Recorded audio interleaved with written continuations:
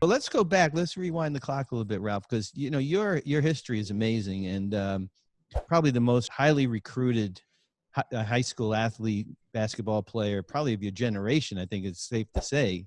Um, you know, you ended up going to your home state college, University of Virginia. Was that a difficult decision? I mean, you were probably courted by hundreds of colleges, but did you always know you were going to go there? I didn't. The recruiting process was crazy. You know, today you have AAU, you have all these recruiting services, whatever. There was none back then. I went to my first recruiting camp called the Bill Cronauer Camp down in Millersville, Georgia, BC camp. And I got invited. I get there and my name is not on the roster. So my high school coach is with me. We check in and with a Wayne Sampson on there, but not a Ralph Sampson. I'm like, okay, what's going on? So anyway, they let me in, obviously. But that year, you had the likes of myself, James Worthy, Clark Kellogg out there, Thomas Ray McCoy. You had a plethora of Hall of Fame guys. Supposedly the best high school class ever, 1979.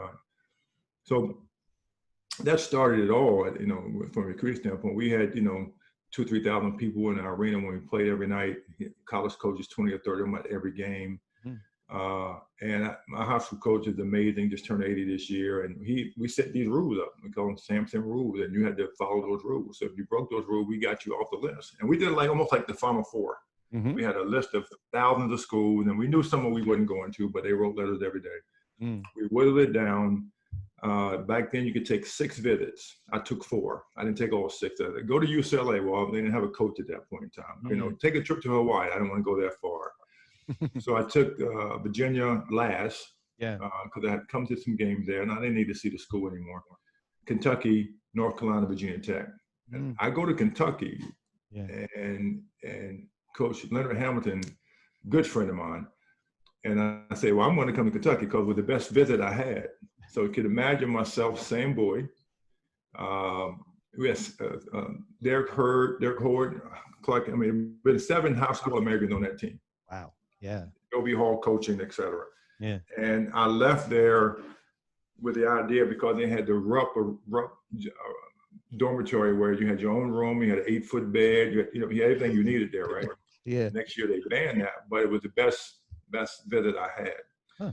And my mother said, no, wait a couple of days, settle down. Okay, great. I then go to North Carolina, and me and James Worthy would have played together. You know, the first year we played together, whatever. Dean Smith, rest in peace, tell Al Wood was the reason I didn't go to Carolina, because I would have played with him as well. But we took the visit, and I got lost on campus for like an hour and a half. He said, Al said, just walk over to Carmichael, and we'll see you when you get there. And so we tell that story every now and then as well. That's funny. And so that was a good visit as well, because imagine playing with Worthy, Al Wood.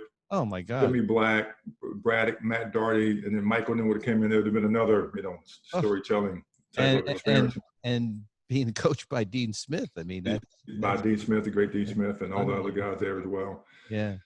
Then I went to Virginia Tech, which was another good visit, but they was in a metro conference. You know, Louisville was the only one in that conference that meant anything. Weak conference, good school. Their players were basically all juniors going to be seniors, so I only had 1 year to play with them, and then everybody had been gone. So I did that out of respect for Virginia Tech, because they had a good team back then. But you know, Virginia weighed out because it was close to home. Coach Holland's amazing. ACC, one of the best ever conferences in the world. Great education. So I was on track to do a lot of them. My parents could see me play every night. So I took that more serious as I approached it. And I literally go into my high school arena not knowing, still questioning where I wanted to go. And my mom said, basically, it's too long. We will make a decision today. So I did it, went to Virginia, and the rest is history. And there's a great story about you, you know, possibly coming out after your junior year, and your teammates were nervous about it. And I got to read this. Ricky Stokes, your teammates at UVA, he said, quote about you. He said, "We were always holding our breath that Ralph was going to leave early for the pros. He would test drive these cars like he was going to buy an expensive one once he got to the big contract, and he'd take us out for joy rides. We were always relieved when he'd show back up in his old car and we knew he was staying. Right. So you were playing with it a little bit, right? You were considering it. And I would consider it. Yeah, I mean, I consider it out of high school. I consider it my first year in college, where lovely Red Auerbach and that crew came to my parents' house, put $1 million in a briefcase on the table and said, "You can come play for the mighty Boston Celtics, and here's $1 million. If you don't take this, you'll never get it again." Now, Ralph, I read that, and my researcher Veronica found that, and I couldn't believe that was true. That I was even ask you, is that a true story? True story. A suitcase of $1 million. Briefcase with $1 million in it. To jump right to the end. Now, I didn't get to touch it or whatever, but I had $100 bills for the stock. Now I don't know what was under it, but he said it was $1 million. So it's an unbelievable. You never know. Story. Wow, that's great. But I tell people, that whole thing. So I had a chance to come out of high school. Yeah. First year of college, second year of college, and third year of college. Mm-hmm. If I came out, Kevin McHale would not have gone to the Boston Celtics that year, right?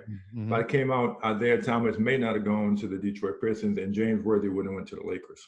Man, would it change the course of the history of the league a little bit. Championships and everything. Incredible. Right. Yeah. Wow. But imagine playing with Magic and Kareem, and 2 7-footers that could play, and Magic throwing the ball. I mean, Magic.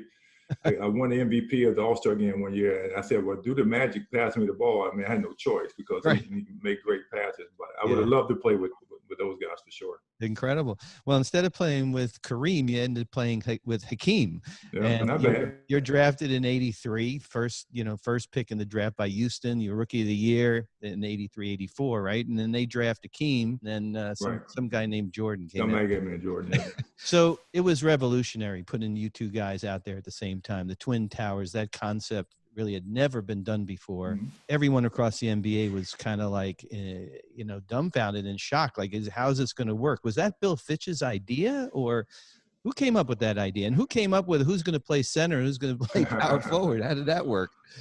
Well, before the draft, the administration came to me and said, "Well, we would like to, your opinion about if we draft Hakeem Olajuwon and move you to power forward." And, had this Twin Tower concept. I said, with the skill set that I had then, obviously, I thought it would be a good move for me because I could run more, I could get out in the court, I could rebound, I could dribble the ball off the court, this, that, and other. And, back then, with my body size, I wouldn't be able to take a beating every night, in the post. So I thought it was a great situation for both of us because we could be, as Hakeem said sometimes, double trouble. And I had his back, he had mine. And it was a special situation. I mean, I wish we could have kept it together longer. I mean, you have to understand, when we beat the Lakers, we had no point guards. We had Robert Reed. That point forward started with Robert Reed and Rodney McCray back in those days. That's right. Because we had no point guards. Our point guards, John Lucas and the guys, went down with some personal issues. So we started that whole phenomenon back then. But playing with Hakeem was amazing. We once we started to click, I mean, I can remember a story with Bill Fitch. I had to read the newspaper article. I said, "We're ready to play. We're ready to win." He said, "Slow down, big fella. Basically, we can't say that right now. I don't want any pressure." I said, "But let us go. Let us play." He wanted to call every play down the court.